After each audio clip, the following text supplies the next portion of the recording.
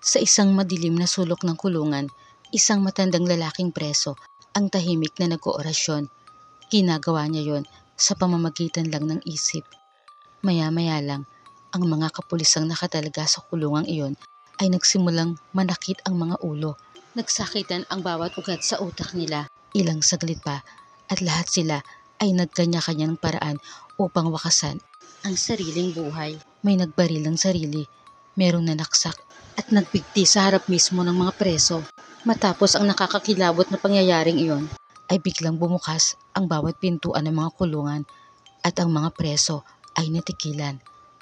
Ang matandang lalaki na kanina ay nag-oorasyon, tumayo sa harapan at inutusan ang mga preso na magsitakas. Sa isang kumpas lang niya, sumunod ang mga ito na tila wala sa mga sarili. Lahat sila ay naglakad patungo sa iisang direksyon na idinidikta ng kanilang isip, habang ang pasimunong matanda ay naiwang humahalakhak. Napabalikwas ng bangon si Eva. Di niya maintindihan kung bakit napanaginipan niya ang maraming preso na tumatakbo patakas sa isang bilangguan. Nakita rin niya sa panaginip ang maraming pulis na nawalan ng buhay. Dali-dali niya kinuha ang rosaryo at nanalangin sa harap ng altar. Habang nagdarasal ay narinig niya ang boses ng demonyo, sumasabay sa kanyang pagrorosaryo. Pumikit siya at taimtim na nanalangin hanggang sa unti-unti nang humina ang mapang-asar na boses ng demonyo at tuluyang nawala. Ilang buwan na ang nakakaraan mula nang magkaroon ng masamang premonisyon ang dalagang si Eva. Mga bigla ang premonisyon na nagdulot ng mga biglaan ding kamatayan. Sinisisi niya ang yumaong inang mangkukulam kung bakit kailangang tumawag ng demonyo sa impyerno para maging tagabantay niya. Hindi ba nito naisip ang kapahamakang idudulot niyo sa buhay niya? Pero kahit ano pang isip ang gawin niya, ay wala na siyang magagawa sa nakaraan. Pero may magagawa pa siya sa kasalukuyan para wakasan ang sumpa ng premonisyon. Napanood niya sa telebisyon ang nangyari sa isang bilangguan, ang namatay ng mga pulis, ang mga presong nakatakas. Iyon mismo ang eksaktong laman ng panaginip niya kagabi. Nanlambot si Eva sa balitang yon. Napaupo siya sa sofa. Muli niyang narinig ang boses ng demonyo mula sa kanyang likuran. Mukhang wala nang makakapigil sa hindi magandang kapalaran ng iba. Medyo marami-rami sila. Exciting to. Sa halip na kumprontahin ang demonyo, ay umusal ng panalangin si Eva. Kaya naman nawalan ng imik ang demonyo sa likuran niya. Sa opisina, napansin ng boss ni Eva na si Clark ang pagkatulala niya.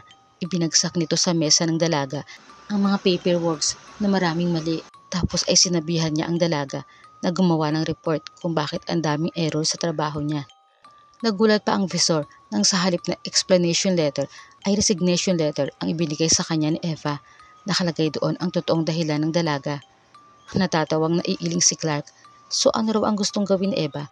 Hanapin ang mga preso at isa-isa silang sabihan na bumalik sa bilangguan kung ayaw nilang mamatay? Sa tingin daw ba ng dalaga ay pakikinggan siya ng mga yon? Hindi na nakipagtalo si Eva. Nagpaalam siya ng maayos bago tinalikuran ang boss niya. Hinabol siya nito at iniabot ang isang papel na may nakasulat na pangalan at address ng isang santigwar. Matutulungan daw siya nun. Pero ibinalik din sa dalaga ang resignation letter at sinabing pinapayagan lang niya itong mag-leave, hindi ang mag-resign. Nakangiti namang tumango si Eva. Kinagabihan, muli na namang napanaginipan ni Eva ang mga nakatakas na preso. Sa panaginip niya ay isa-isang nagtutumbahan ang mga ito sa isang madilim na gubat. Isang matandang presong lalaki ang nagtarak ng patilim sa leeg ng isang preso. Ang tumulong dugo mula sa leeg ay sinalo ng kupita at saka ininom. Tapos ay tumingin sa kanya ng nakangisi. Hingal na hingal siya sa pagkising niya.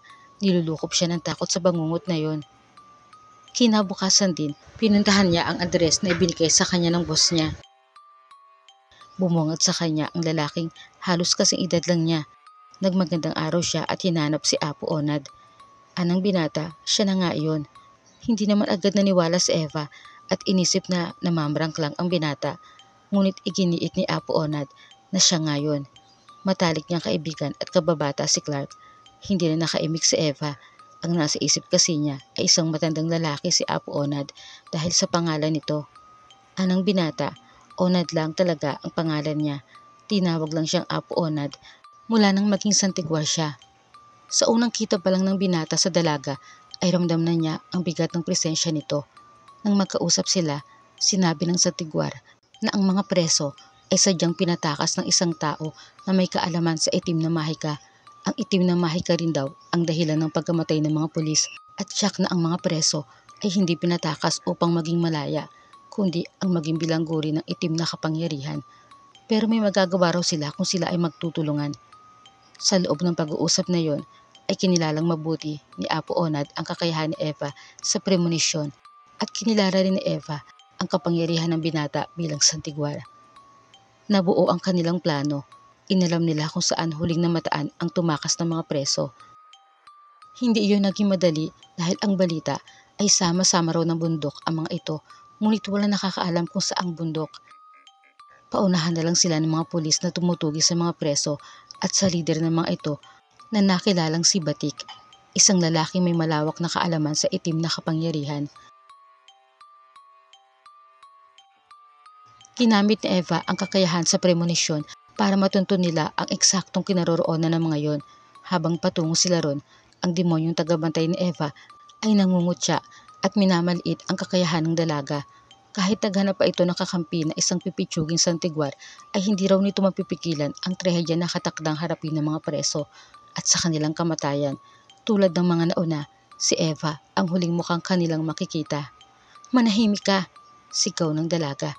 Napatingin sa kanya si Apo Onad. Napayuko na lang siya at sinabing ginugulo siya ng demonyong tagabantay niya.